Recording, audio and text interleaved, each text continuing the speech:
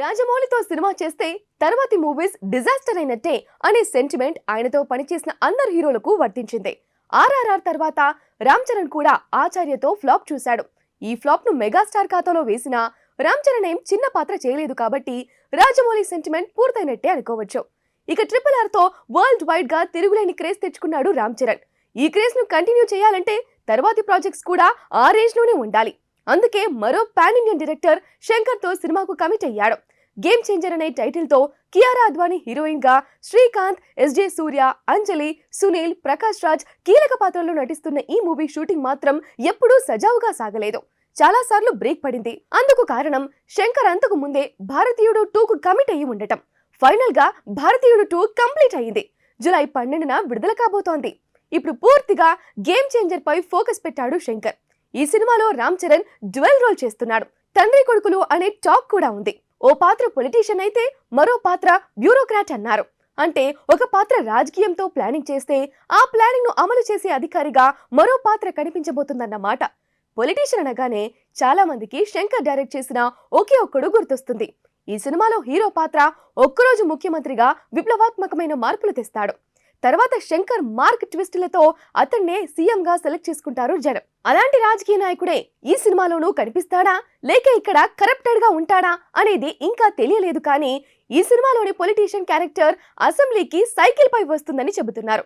Cycle అనగానే మనకు ఎన్టీఆర్ స్థాపించిన తెలుగుదేశం పార్టీ లోగో గుర్తొస్తుంది కదా. పైగా పొలిటీషియన్ అంటున్నారంటే ఆటోమేటిక్ గా రామ్ చరణ్ తెలుగుదేశం పార్టీని ఫాలో అవుతున్నాడా అనిపించక మానదు. బట్ ఈ పాత్ర దివంగత కమ్యూనిస్ట్ యోధుడు పుచ్చలపల్లి సుందరయ్యను కూడా గుర్తు చేస్తుంది. ఎందుకంటే సుందరయ్య కూడా అప్పట్లో పార్లమెంటుకు సైకిల్ పై వెళ్లేవాడు. ఓసారి నెహ్రూ తన కార్లో వెళ్దామని చెప్పినా వినకుండా సైకిల్ పైనే పార్లమెంటుకు వెళ్లిన గ్రేట్ లీడర్ ఆయన. మరాయన్ని ఫాలో అవుతూ కూడా శంకర్ ఈ క్యారెక్టర్ ను డిజైన్ చేశాడు అనుకోవచ్చు. మొత్తంగా రామ్ చరణ్ ను రాజకీయ నాయకుడిగా సైకిల్ పై అసెంబ్లీకి తీసుకెళ్లబోతున్నాడు శంకర్.